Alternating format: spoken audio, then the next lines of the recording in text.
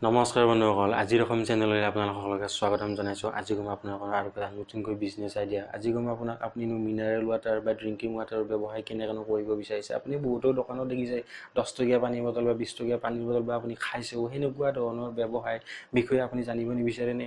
যদিহে সেনেকুৱা বিজনেছৰ বিষয়ে জানিব বিচাৰিছে, তেতিয়াহ'লে এই ভিডিঅ'টো শেষলৈকে চাওক আৰু সকলোখিনি কথা ভালদৰে আপুনিও জানক আৰু ময়ো আপোনাৰ লগত শ্বেয়াৰ কৰোঁ। চ' বলক ভিডিঅ'টো ষ্টাৰ্ট কৰি লওঁ।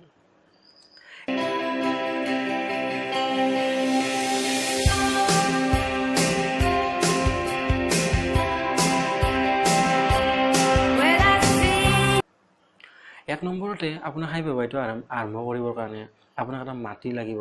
4 কঠামান মাটি হ'লেই হ'ব, কাৰণ আপুনি তাত মেচিনো বহাব লাগিব আৰু সেই মেচিনবিলাক কাম কৰাৰ কাৰণে আপোনাৰ মানুহ ৰাখিব লাগিব। সেইকাৰণে সকলোখিনি বস্তু ভালকৈ থোৱাৰ কাৰণে আপোনাক কমচে কম এবিঘা বা 4 কঠা মাটি দৰকাৰ হ'ব ৰাস্তাৰ ওচৰতে। 2 নম্বৰতে আপুনি যিহেতু এটা ব্যৱসায় আৰম্ভ কৰিব, পানীৰ ব্যৱসায়, আৰু সেই কোম্পানীটোত মেচিন লাগিব। সেই মেচিনবিলাক চলাৰ কাৰণে আপোনাক লাইন লাগিব আৰু লাইন আপুনি কমাৰ্চিয়েল লাইন এটাৰ কানেকশ্যন ল'ব লাগিব। 3 নম্বৰতে আপোনাক লাগিব বৰিং, এটা ডাঙৰ বৰিং লাগিব। যিটো আপোনাৰ দেখিছেনে, আপোনাৰ ওচৰত যদি এই পানী চাপ্লাই আছে, পানী চাপ্লাই যিটো বৰিং চিষ্টেম, সেই বৰিং চিষ্টেম নিচিনা আপোনাক এটা বৰিং লাগিব। 5 নম্বৰতে আপোনাক লাগিব এটা আৰ অ' মেচিন আৰু এটা চিল্ডাৰ মেচিন। এই আৰ অ' আৰু চিল্ডাৰ মেচিনটো বহু টকা খৰচ হয়। কমচে কম আপুনি এই মেচিনকেইটাত 4 পৰা 5 লাখ টকামান খৰচা হ'ব। এই কোম্পানীটোৰ ভিতৰত এই দুটা মেচিন কিনোতে আপোনাৰ ইমানখিনি টকা খৰচা হ'ব, বাকীখিনি আপোনাৰ কমকৈ খৰচা হ'লেও হ'ব। আৰু মেচিনে কি কৰিব, পানীখিনি ওপৰলৈ উঠাই লৈ সেই পানীখিনি গৰম কৰিব। গৰম কৰি তাত বিভিন্ন ধৰণৰ কেমিকেল লগাই থাকিব আৰু সেই পানীখিনি যিমান দিনলৈ আপুনি ৰাখিব বিচাৰে সিমান দিনলৈকে সেই পানীখিনি ৰাখিব বিচাৰিব। আৰু চিল্ডাৰ মেচিনে কি কাম কৰিব, সেই গৰম পানীখিনি সেই চিল্ডাৰ মেচিন ঠাণ্ডা কৰিব আৰু ঠাণ্ডা কৰাৰ পিছত চিল্ডাৰ মেচিনে সেই পানীখিনি বটলত ভৰাৰ কাৰণে সহায় কৰিব। আৰু সেইকাৰণে আৰু চিল্ডাৰ মেচিনটোৰ দাম ইমানখিনি হয়। 5 নম্বৰতে লাগিব আপোনাক বটল। 10 টকীয়া বটল বা 20 টকীয়া বটল আপুনি দেখিছে, সেই বটলকেইটা কম ধৰণৰ প্লাষ্টিকৰ বটল হ'লেই হ'ব, কাৰণ সেই বটলকেইটা আপুনি এবাৰ ব্যৱহাৰ কৰি দুবাৰ আৰু সেই বটলকেইটা ব্যৱহাৰ নকৰে। কিন্তু 10 লিটাৰৰ বটল বা 20 লিটাৰৰ যিমান বটল আছে, সেই বটলকেইটা আপোনাক দামী লাগিব, কাৰণ সেই বটলকেইটা আপুনি বছৰ ধৰি ব্যৱহাৰ কৰি থাকিব লাগিব আৰু সেই বটলকেইটা বিভিন্ন ধৰণৰ মানুহৰ হাতলৈ যাব, আৰু সেইকাৰণে সেই বটলকেইটা অলপমান দামী হোৱাটো ভাল।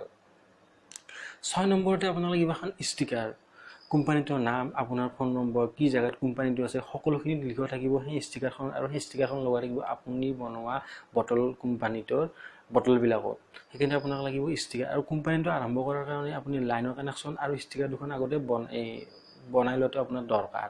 আৰু 8 নম্বৰতে লাগিব আপোনাক ষ্টাফ, কাৰণ আপুনি মেচিনৰ কাম যিটো কৰিব, মেচিন সেই লাইনত জনা মানুহ আপোনাক ৰখাটো দৰকাৰ। সেইকাৰণে আপুনি ৰাখিব লাগিব ষ্টাফত মানুহ কমচে কম আপুনি 5জন বা 6জনমান মানুহ ৰাখিব লাগিব, কাৰণ মেচিনৰ কামৰ কাৰণে 2জন মানুহ, আৰু সিমানখিনি যে পানী আপুনি চাপ্লাই কৰিব বা বনাব, সিমানখিনি পানী সপ্তাহত 7 জেগাত বিলাবৰ কাৰণে আপোনাৰ 2খনকৈ গাড়ী লাগিব, আৰু সেই 2জনকৈ ড্ৰাইভাৰ আৰু 2জনকৈ সহায়কাৰী।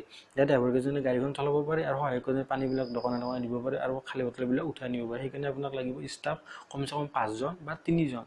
কমচে কম 5জন হোৱাটো ভাল, কাৰণ মেচিনৰ কাৰণে 2জন আৰু বাকী 3জন গাড়ী 2খনৰ কাৰণে হ'ল। সেইকাৰণে আপোনাক লাগিব ষ্টাফ। আৰু 8 নম্বৰতে লাগিব পানী ডেলিভাৰ কৰা গাড়ী। মই ক'লোৱে, পানী ডেলিভাৰ কৰা গাড়ী আপুনি কিনিব নালাগে, কাৰণ সেই গাড়ী আজিকালি সকলোবোৰ ঠাইতে পোৱাই যায়। টেম্পো হওক বা মিনি ভেন হওক বা মেজিক হওক, সকলো ধৰণৰ গাড়ী পোৱাই যায়। গতিকে সেই গাড়ী আপুনি কিনিব নালাগে, গতিকে ভাড়াত গাড়ীখন লওক আৰু বিভিন্ন ধৰণৰ যোগাৰ কৰি কিনে সেই গাড়ী দুখন লওক, আৰু সেই গাড়ী দুখন আপোনাৰ ব্যৱসায়টো সুন্দৰকৈ চলাই নিয়ক। এতিয়া শেষত কম, সেই ব্যৱসায়টোৰ পৰা আপুনি কিমান টকা ইনকাম কৰিব পাৰে। সেই ব্যৱসায়টো ঠাণ্ডাৰ দিনত কমচে কম 50,000 মান টকা লাভ হয়, মানে গাড়ী খৰচা হওক, লাইনৰ বিল দি হওক, মেচিনক ভাল কৰি হওক বা মেচিন চলা মানুহক, সকলোবিলাক মানুহক দিকে কমচে কম আপোনাৰ ঘৰলৈ আহিব 50,000 টকা। আৰু গৰমৰ দিনত, একদম ভাল গৰমৰ দিনত, আজি আগষ্ট বা জুলাই মাহৰ গৰমৰ দিনত যিটো গৰম, এই ছিজনত যদি আপুনি সেই ব্যৱসায়টো কৰে, কমচে কম আপোনাৰ পকেটলৈ আহিব 2 লাখকৈ টকা।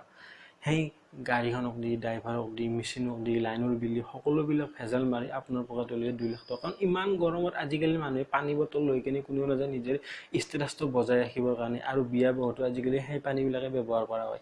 সেইকাৰণে আপুনি যদি সেনেকুৱা এটা ব্যৱসায় কৰে, বেছি টকা নহয়, মাত্ৰ আপুনি 6 পৰা 7 লাখ টকা ইনভেষ্ট কৰক, আৰু মাহে যদি আপুনি 2 লাখকৈ টকা ইনকাম কৰিব পাৰে, আপোনাৰ বছৰত সেইখিনি টকা দুগুণ উঠিয়ে গ'ল। গতিকে সেনেকুৱা এটা ব্যৱসায়নো আপুনি কিয় নকৰিব?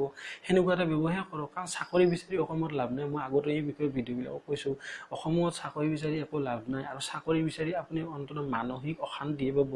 যদি আপোনাৰ ওচৰত যদি 6 বা 7 লাখ টকা আছে, আপুনি যদি এনেকুৱা এটা ব্যৱসায় কৰে, আপুনি ধুনীয়াকৈ সংসাৰখন চলাই নিব পাৰিব, আৰু আপোনাৰ জীৱনটো লাইফটো অৰ্থাৎ বিন্দাছ হ'ব। গতিকে এনেকুৱা এটা ব্যৱসায় কৰকচোন।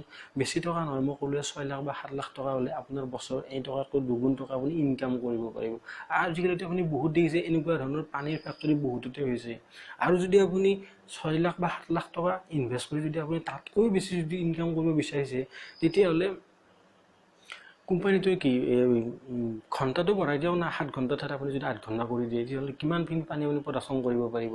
আৰু সপ্তাহত যদি আপুনি 2খন গাড়ী যদি 4খন গাড়ী যদি লগাই দিয়ে, তেতিয়াহ'লে আপুনি 60 জেগাত আপোনাৰ পানীটো ভগাই দিব পাৰিব, আৰু বিভিন্ন ধৰণৰ দোকানৰ পৰা কাষ্টমাৰক আপুনি ল'ব পাৰিব। আৰু কাষ্টমাৰ যেতিয়া আপুনি সেই কোম্পানীত যোগাযোগ কৰি দিব পাৰিব, তেতিয়া আপোনাৰতো টকাই টকা। ইমানবোৰ টকাটো আপুনি কি কৰিব? গতিকে এনেকুৱা এটা ব্যৱসায় কৰক। আৰু এনেকুৱা ধৰণৰ ব্যৱসায় বুদ্ধিবিলাক চাই থাকিবলৈ আমাৰ চেনেলটো ছাবস্ক্ৰাইব কৰক। যদি সেই ভিডিঅ'টো আপোনাৰ কিবা অলপমান ভাল লাগিছে, তেতিয়া লাইক কৰি দিব, আৰু কমেণ্টত লিখিব আপুনি কি বিজনেছৰ বিষয়ে ভিডিঅ' চাব বিচাৰিছে, আৰু সেই ভিডিঅ'য়ে আমি বনাবলৈ চেষ্টা কৰিম। যদি ভিডিঅ'টো ভাল লাগিছে, লাইক কৰিব, আমাৰ চেনেলটো ছাবস্ক্ৰাইব কৰি দিব।